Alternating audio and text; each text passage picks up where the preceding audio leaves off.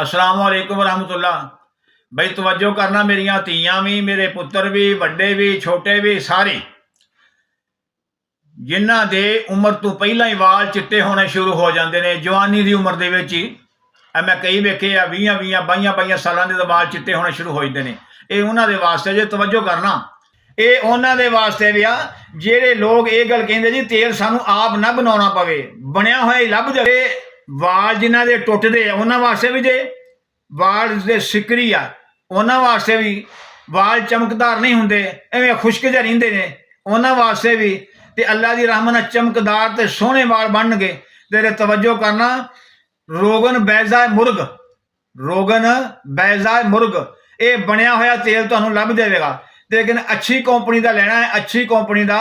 ये लाउण तो बाद तकरीबन 3 घंटिया तो बाद सिर धो लेना है, नहा लेना है शैंपू ला के ना, तो अल्लाह की रहमत नाल इंशाअल्लाह वाल बिल्कुल चमकदार भी होणगे, टुटणगे भी नहीं, ते लम्मे वाल भी होणगे इंशाअल्लाह, ते सिकरी भी नहीं होवेगी।